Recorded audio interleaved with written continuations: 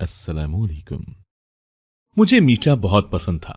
यूं ही रोज मेरे शौहर नंद और सास से छुपाकर मेरे लिए बालूशाही मिठाई लाते।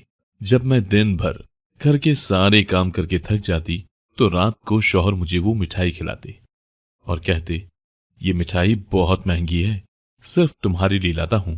मैं शौहर की मोहब्बत देखकर शर्मिंदा सी हो जाती। अगर वो मिठाई जब भी मैं जुमेरात को खाती तो मुझे गहरी नींद आ जाती और सुबह उठती तो अजीब सी हालत होती।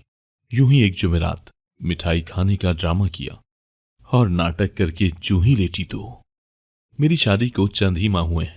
पहले मेरे साथ मेरे शौहर मुझ पर इतनी तवज्जो नहीं देते थे, मेरी कोई बात भी नहीं सुनते। मुझे बहुत बुरा लगता। एक दिन मैं काम करती हुई अचानक बेहोश हो गई।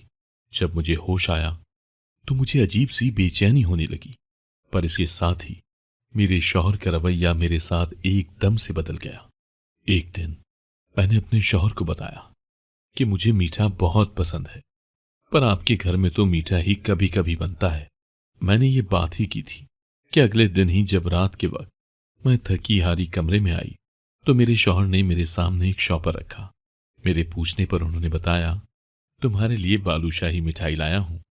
अपने शौहर की बात सुनकर मैं हैरान हो गई। हाथ से पहले तो कभी मेरे लिए कुछ भी नहीं लाए थे, ये अचानक से बालूशाही मिठाई क्यों लाए हैं।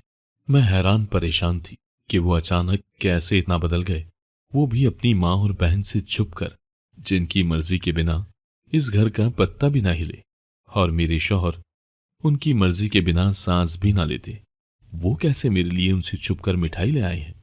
मुझे कुछ बात हजम ना हुई, पर मिठाई खाने के फौरन बाद मुझे नींद आने लगी और मुझे एहसास ही ना हुआ कि कब मैं गहरी नींद की वादियों में चली गई। सुबह जब मेरी आंख खुली तो मेरा सर चकराने लगा। मेरी अजीब सी हालत हो गई। मुझे यूं लगा जैसे मैं अभी गिर जाऊंगी, पर मैं उठी और थोड़ा फ्रेश हुई। जैसे ही किचन में आई मुझे सांस ने घूरी से नवाजा, जैसे न जाने मैं क्या करके आई हूं। इतनी देर से क्यों उठकर आई हो।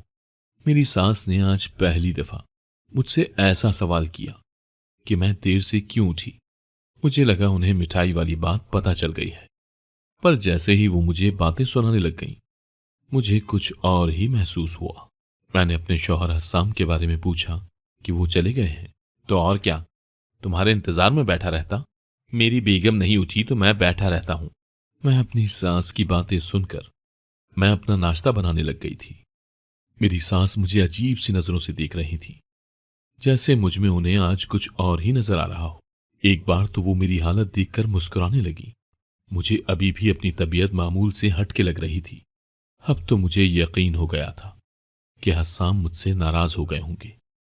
मेरा सारा दिन परेशानी में गुजर गया। रात को जब मैंने किचन के सारे काम खत्म कर लिए तो मेरी सास ने मुझे अपने कमरे में बुलाया और मुझसे अजीब अजीब सवाल करने लगी।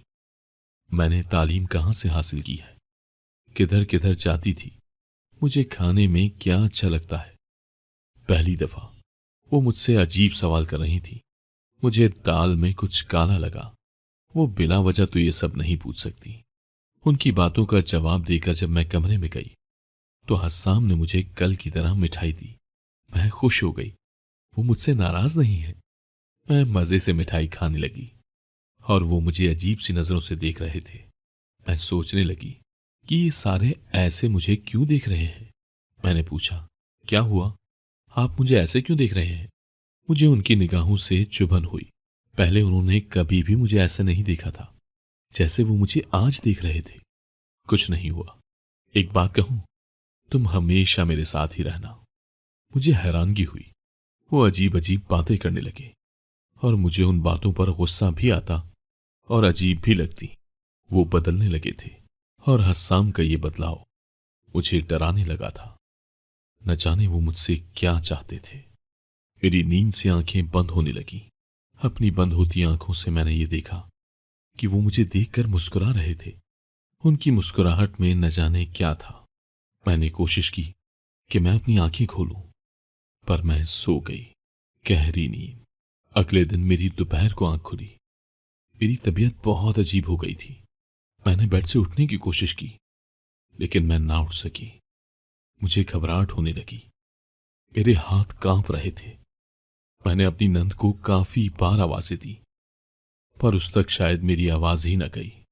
खुद को संभालती हुई जैसे ही मैं नीचे आई, सामने ही मेरी नंद और सास बैठी हुई थी और उन तक आसानी से मेरी आवाज आ सकती थी।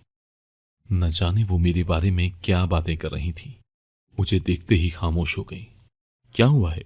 आप क्या बातें कर रही थी? मेरे पूछने पर दोनों ने एक दूसरे की तरफ देखा। मेरी सांस का रंग फक हो गया। उन्हें लगा जैसे मैंने उनकी बातें सुन ली हो। मुझे यकीन हो गया कि बात मेरे बारे में ही हो रही थी। आखिर ये मेरे साथ क्या कर रही थी? माँ बेटी मुझे दोनों पर शक होने लगा। मेरी तबीयत भी खराब रहने लगी थी। मैं वहां से किचन में गई। मेरी सास और नंद वहां से उठकर कमरे में चली गई। मुझे अपने शौहर पर भी इस वक्त गुस्सा आने लगा। वो मुझसे क्या चाहते थे? मैंने सारा दिन कोई काम ना किया, बस अपने कमरे में पड़ी रही। मैं नहीं जानती थी कि मुझे क्या हो रहा है। दिन ब दिन बदलती क्यों जा रही हूं, पर मुझे ये शक होने लगा कि ये जो कुछ भी हो रहा है, इन सब के पीछे मेरी नंद और सास का ही हाथ है।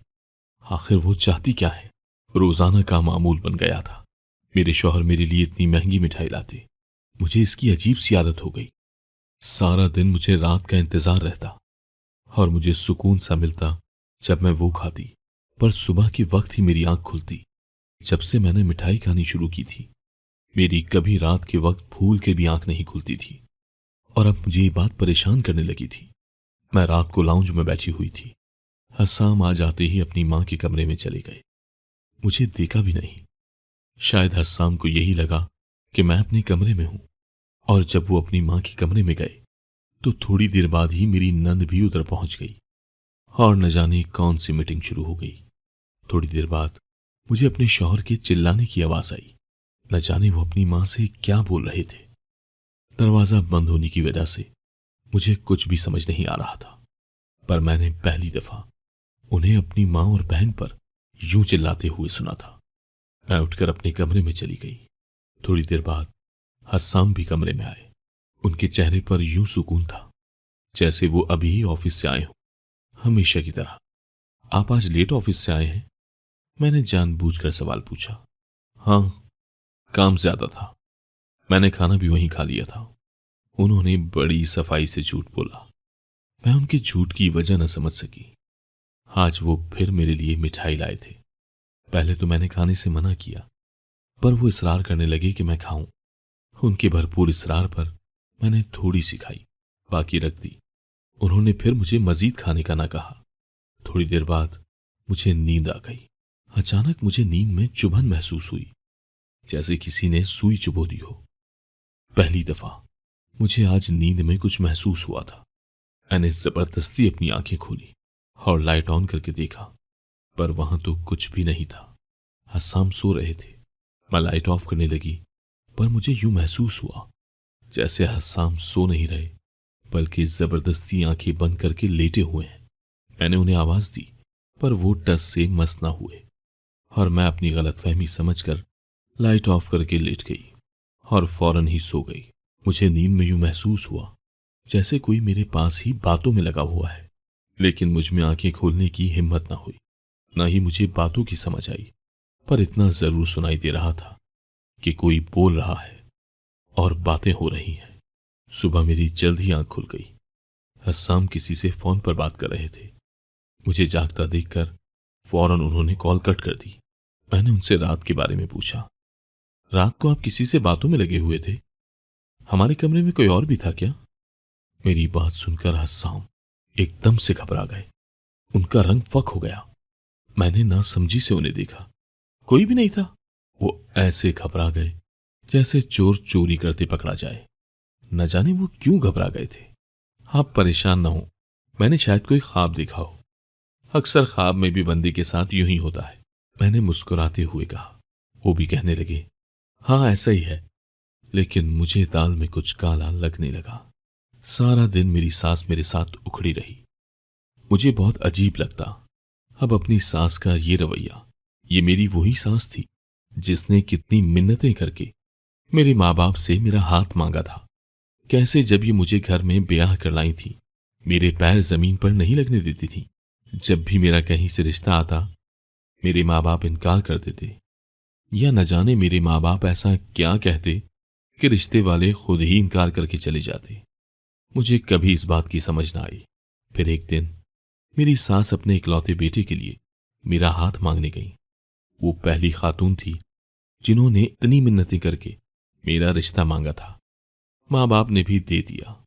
फिर न जाने क्या हुआ, मेरी सास ने रिश्ते से इनकार कर दिया और मेरे माँ बाप बजाय उदास या परेशान होने के इनकार होने पर खुश हो गए। मुझे कभी ये बात समझ ना आई कि मेरे माँ बाप रिश्ते से इनकार क्यों करते हैं। वो क्यों मेरी शादी नहीं होने देते।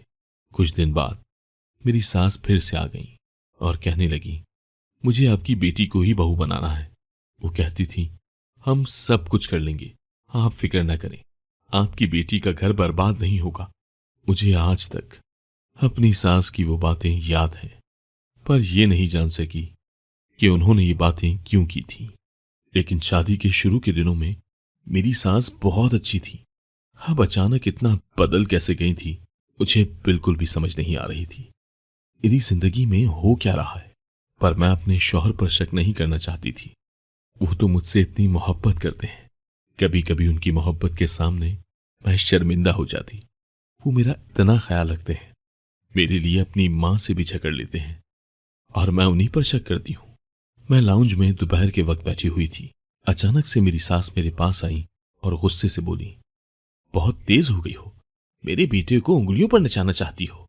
ये नए नए ड्रामे करके क्या साबित करना चाहती हो। जानती हूं, ये जो तुम मेरे बेटे को जलील कर रही हो, उसे परेशान कर रही हो, ये तुम्हारे सारे ड्रामे हैं। न जाने मेरी सास क्या बोल रही थी। अभी वो मुझे कुछ बताने ही वाली थी कि उसी लम्हे हस्साम आ गए और उन्होंने अपनी मां को रोक दिया। जैसे अगर वो ना रोकता तो वो कोई बहुत बड़ा राज बता देती मुझे। खैर, मैं उठकर अपने कमरे में चली गई। मेरे पीछे पीछे हस्साम भी आ गए। मैं बिल्कुल खामोश थी। मैं कुछ जानती ही नहीं थी, इसी वजह से कुछ बोल भी ना सकी, क्योंकि मेरे पास कहने को कुछ नहीं था और मुझे अपनी सास की कोई बात समझ नहीं आई। वो किस ड्रामे की बात कर रही थी, मैं कौन सा ड्रामा कर रही हूं। अक्सर अब मेरी सास जाकर मेरे कमरे की तलाशी लेती। कभी मेरे कमरे से कोई चीज उठाकर लाती तो कभी कोई। मैंने भी कभी उनसे कोई सवाल न किया। मैंने हस्साम से उनके जल्दी आने की वजह दरियाफ्त की, पर उन्होंने कोई जवाब न दिया और बाहर चले गए। रात के वक्त आए। मैं उनके इंतजार में सो चुकी थी। उन्होंने ही आकर मुझे उठाया और मुस्कुराते हुए कहा, थोड़ा सा इंतजार कर लेती, मैंने आना तो घर ही था और लगता है अब मीठा पसंद नहीं रहा तुम्हें। पहले तो बड़े जोश से खाती थी मिठाई। मैंने उनकी बात सुनी और मुस्कुराने लगी। मैं तो अब भी खाती हूं, ये कहकर आज भी मैं जी भर कर खाने लगी। पर जैसे जैसे मैं वो खा रही थी, मेरा सर चक्कर आ रहा था। अचानक मैंने देखा कि कमरे में कोई लड़की दाखिल हुई है, पर इस वक्त तक मुझ में इतनी हिम्मत ही नहीं थी कि मैं आंखें खोलूं। मुझे इतने सुकून की नींद आ रही थी कि मैं दुनिया जहां से बेगाना होकर उस वक्त सोने के लिए बेताब थी।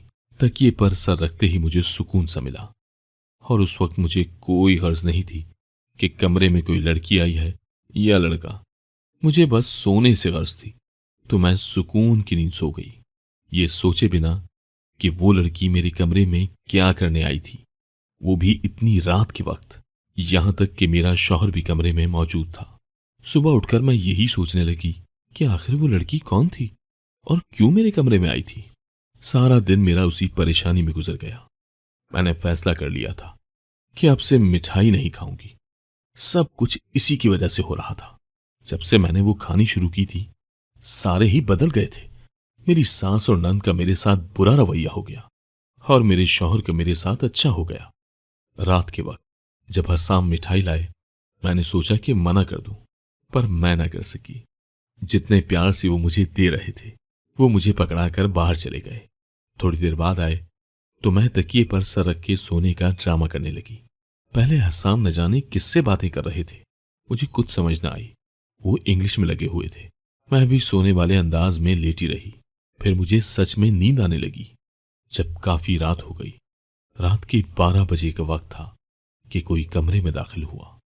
मैंने हल्की सी आंखें खोल कर देखा। हस्साम ने उससे जो बात की वो सुनकर मुझे यूं लगा कि किसी ने मेरे सर पर बम फोड़ दिया। मेरी पेशानी पर पसीना चमकने लगा। सोए हुए भी मुझे एक पल के लिए हस्साम से नफरत हो गई। वो शख्स कौन सी दवाइयों की बात कर रहा था, मुझे कुछ समझ ना आया। अचानक वो दूसरा शख्स मेरे पास आया। मुझे बाजू पर चुभन होने लगी। उन दोनों की बातें सुनकर मेरी रूह भी कांप गई। और जैसे ही मुझे उसने इंजेक्शन लगाया, मुझे यूं लगा कि किसी ने मेरी जान निकाल ली हो।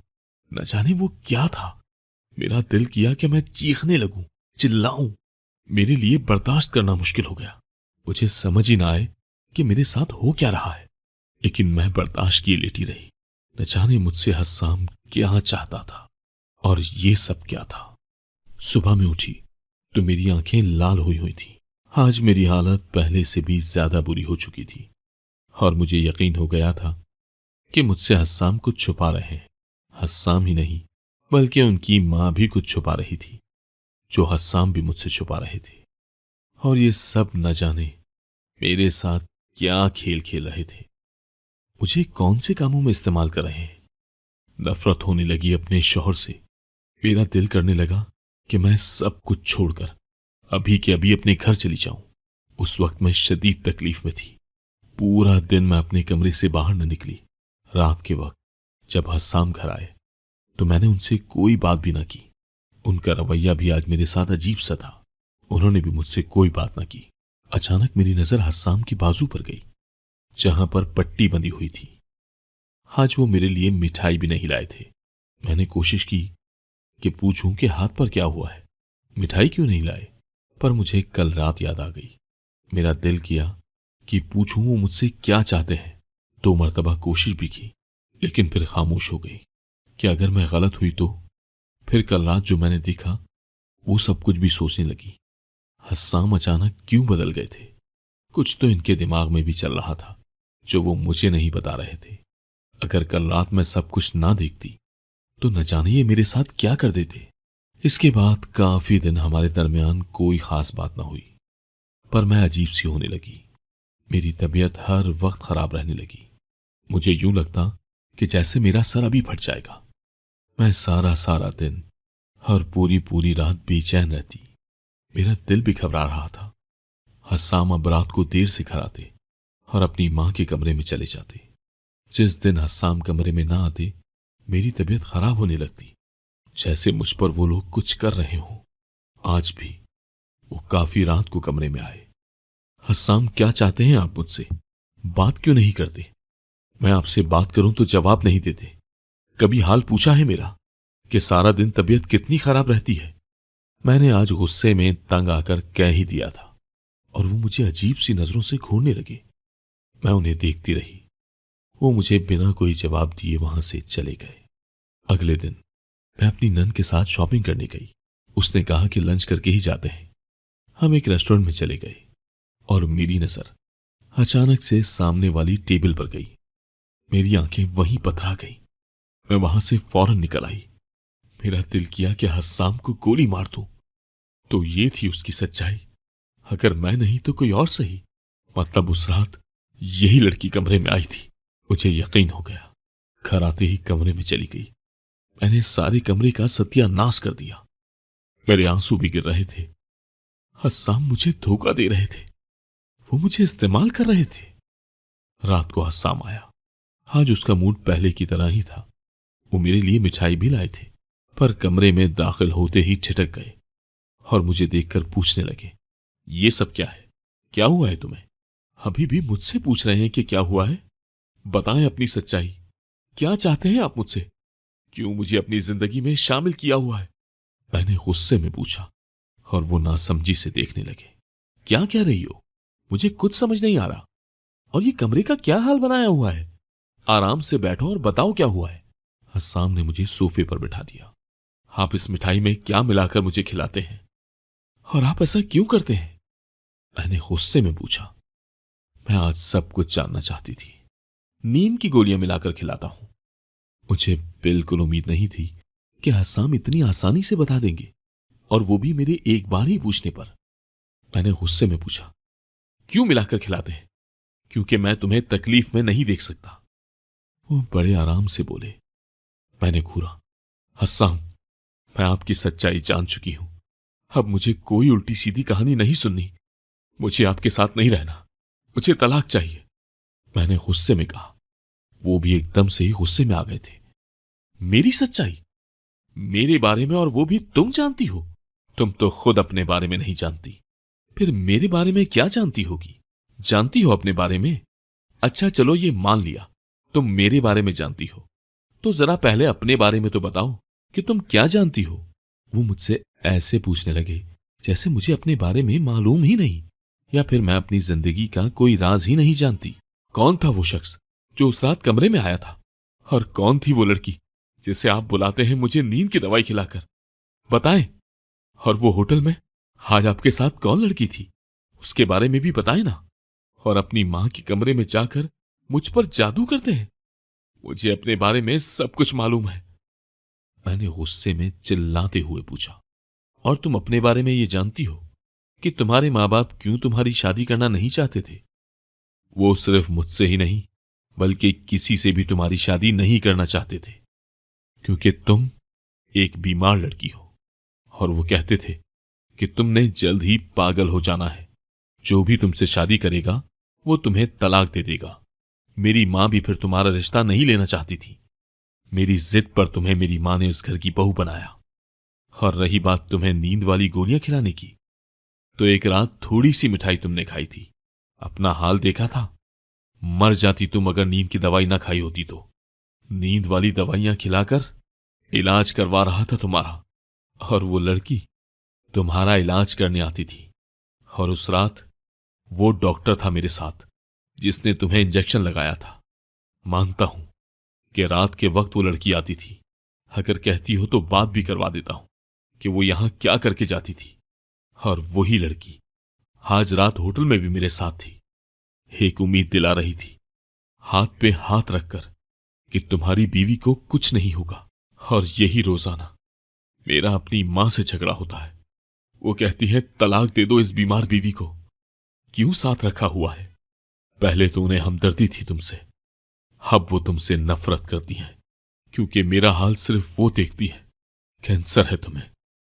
इसी वजह से तुम्हारे घर वाले कहते थे कि मर जाना है तुमने।